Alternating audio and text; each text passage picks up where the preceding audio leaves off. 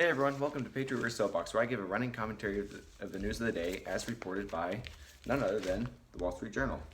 This is a daily report that I give, and for this show I am doing a special edition of Friday, Saturday, and Sunday's paper. Whoopee! Alright, first up on the news is this article that I found especially interesting. So as some of you may know, the 2024 Olympics are going to be held in Paris, France. Because it's been 100 years since they last held it. That was in 1924. So, let me show you this new Olympic medal that they're releasing for that Olympics that apparently people don't like. So, right here, this logo, Paris 2024.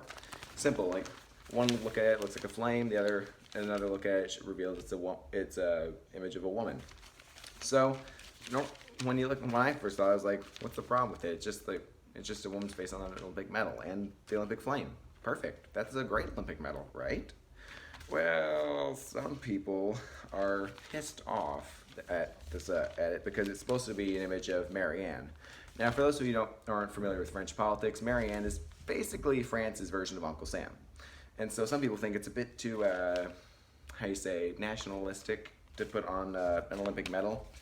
Now, I get that it's an international event, and some people think that maybe it should be a little more international, or like the logo of France, but like not really like to France. Like some people are suggesting the Eiffel Tower. If anything, I think the Eiffel Tower would actually be worse, like more nationalistic than a picture of Marianne, because that's like at least this logo, it's harder to tell what it is, whereas the Eiffel Tower is like a blatant symbol of France. So really, it's really subtle actually, and pretty good, because like it's a logo of France, but it's not like explicitly France, and all focused on nationalism. But apparently people are offended by everything in 2019. So poor France. I guess it's their day to be the target of hate. Oh well. All right. Next up, Democrats defend hearings secrecy. So, as has been widely reported, the whole impeachment boondoggle is kept in absolute secrecy, where only Democrats are allowed into the hearings. Only select amounts of testimony are revealed to public, which, that's bad enough. The worst part is that there hasn't even been a vote called on impeachment. I know the Constitution technically doesn't require a vote on an impeachment inquiry, but come on.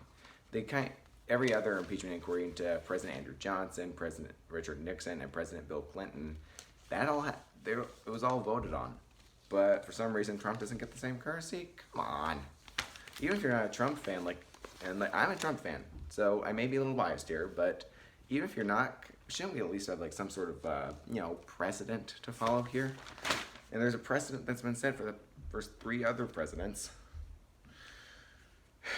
Whatever. Apparently the Democratic Party is actually defending this shady behavior by saying, oh, it's top secret information. We should be, protecting all this. But you can't let the public know about it. Really? Top secret information. Trump already made the Ukraine phone call public. It cannot possibly be more not top secret. To have it in secret means I think there's something going on there. It seems a bit unethical, If you're not willing to reveal to the public what your evidence is or what your motives are, I think this point's reached a coup d'etat. The only difference between this and a military coup is that there's no tanks rolling down Pennsylvania Avenue to go blow up the White House and get Trump out and put, I don't know, Hillary Clinton, Nancy Pelosi, someone else in charge. They took out Trump. It's Mike Pence next. They'll probably get rid of Mike Pence, and then Pelosi will be president. And if Nancy Pelosi becomes president, then I'm gonna. Well, I can't really flee to Canada because that's worse. I'll get back to you where I'm going to escape to if Nancy Pelosi becomes president. Maybe I'll just become a renegade and rebel against the government. Who knows? I got some plans.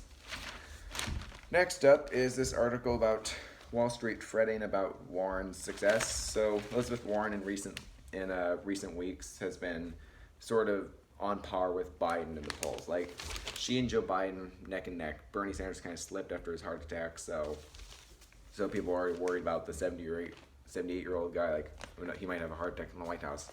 That's not good if the president dies in office, as is pretty obvious. But this news article is saying that Wall Street is especially worried about this. You know, anti-war, it's like, oh, tax the rich, break up the big businesses, blah, blah, blah, blah. I don't think this even needs to be reported. Isn't it obvious that Wall Street would be concerned? I mean, big, powerful business guys, of course they're going to be worried that this presidential candidate who's gained a lot of traction is going to destroy their livelihood. Of course. That doesn't even need to be reported. Thanks, Wall Street Journal, for reporting the obvious. How about some actual news?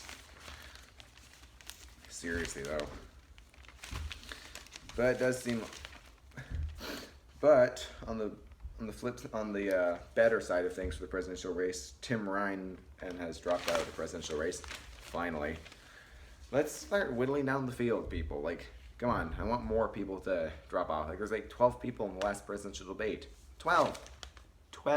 Only one guy's got to make it, and a bunch of people aren't even registering in the polls. Like, even Kamala Harris, who I thought would be a front runner, to be honest, is like, pulling like 6%, 7%. Just like, they should all resign. They should all like drop out of the race and leave like Biden, Warren, and Sanders to duke it out. Those are the only ones who have double-digit polling. All right, that's it for Friday's paper. Let's move on to Saturday/Sunday because the Wall Street Journal has a weekend paper. Their Sunday magazine is called Barron's. There's some free advertising right there for them. First up is the Trumps are mulling over selling their Washington, D.C. hotel. Now, for those of you who don't know, they don't technically own their hotel, that D.C. hotel. It's technically leased from the U.S. government because it's a former post office. But whenever foreign diplomats and heads of state come to visit Trump in Washington, they stay at Trump Hotel. I mean, isn't that obvious? He has a hotel. Wouldn't he offer that up to people coming to visit? Doesn't that just make logical sense? Apparently not, because Democrats say, oh, you're taking bribes from foreign officials. You're not allowed to. Really? It's not a bribe. It's not paying him. It's paying his family and his company. That's not him taking a bribe.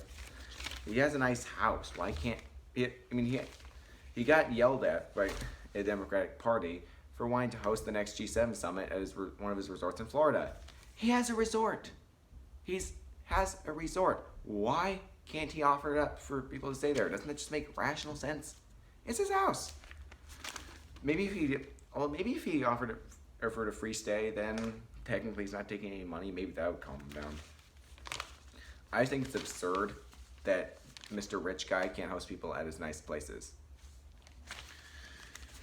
Well, I guess if you're that determined to get rid of Trump, then nothing's in the past, I suppose.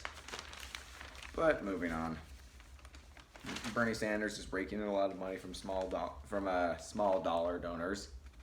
Isn't it odd that this socialist guy is making so much money from people? Wouldn't he, if he was truly a socialist, wouldn't he be going around the country for free? Why would he be campaigning for people's money? He's like, taking money from people is evil, and rich people are evil. Now give me a bunch of money. I'm a millionaire who owns 4 houses.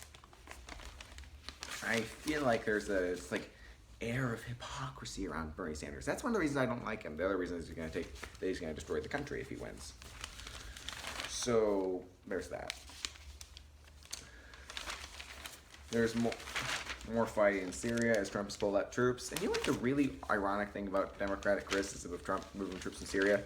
They want him to protect the Turk and Syrian border with U.S. soldiers. They want U.S. soldiers to put their lives on the line to defend the Kurds in Syria. Okay, I'll go with that. I mean, if the Turks do come in, then the Syrians and the Kurds could get slaughtered. That's bad. We should probably stop that. If the U.S. wants to be the world policeman, then that's something we should deal with. But when you stop and think for a moment, you remember, hey, wasn't the Democratic Party the ones who opposed putting U.S. troops at the U.S.-Mexico border? Defending the country that their first priority is to defend. Last I checked, the U.S. Army is not meant to go defend Syria first. It's meant to defend the U.S. first. If all of the other countries were to be overrun by bad guys, the U.S. is the first place that the Army should defend. But whatever. This is my judgy face. I am totally judging right now. So yeah, that's not okay in my opinion. Alright, I'm almost done. Hold on, I got two more. For second to last on my list is this one article in the review section from yesterday's paper. So you might not be able to read it because it's backwards, isn't the way I have the camera facing, but it says America can't escape the Middle East. It's talking about how the U.S. still has Trump shouldn't be pulling troops out of Syria because we still have a commitment to defend the Middle East. No, we don't. Newsflash: the U.S. doesn't have to defend the Middle East. First of all, as I said, the military is not bound to go defend the Middle East. It's bound to defend the United States. So as long as the U.S. is fine, they fulfill their basic requirements. No more need for troops in the Middle East. Second, we don't need their oil. We don't. Thanks to Trump's pro-oil policies, the U.S. is now the largest exporter of oil in the world and a net exporter. That means we take in more oil than we ship out. So if the rest of the world say, all right, Americans, you can't have any more oil, we'll be like, screw you all. We got our own supply thanks to the shale boom in Texas. Go Texans. I'm from Texas, so gotta give a nice little shout out to Texas every now and then. But seriously, we don't need the Middle East. Don't let anyone tell you otherwise. We didn't go to Iraq to get rid of the WMDs. Well, that was one reason, but the primary reason was oil. If Saddam Hussein took over the Middle East, then there was oil supply. That's why Bush Sr. invaded Iraq to get Iraq out of Kuwait. That's why Bush Jr. invaded Iraq to get rid of Saddam Hussein. All comes back to oil and money. That's just reality. So I think we can be like, peace out, Middle East. Boo. Let's go spend our tax dollars elsewhere on, maybe fixing the roads. That would be helpful. Or building a missile system to fight China. Or not fight China, but, defend against them. And then last up is a article from Friday's paper about how automation is killing jobs and how there's stiff resistance. But it also mentions that, this is true by the way, that every generation has resisted new technology. Even before the Industrial Revolution, there was a Roman emperor in around 80, 60, or 70 who actually banned a new mechanism that would allow transporting columns, like columns for building buildings. They banned that machine because it would take away labor. And a whole bunch of other kings have banned machines that would save labor because they were concerned about an uprising from out of work people. But given that society is still growing and functioning, I think that the U.S. economy has got along pretty fine with automation. I mean, back 200 years ago, what the main industry was? Farming.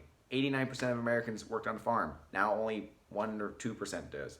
That doesn't mean that 80% of the population is out of work. It means they found other work.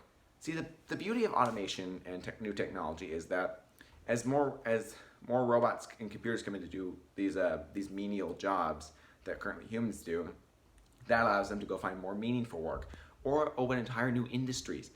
Like when the car was invented, there's a lot of people whose sole work was maintaining carriages and feeding horses that were simply out of a job because people had cars instead of horses.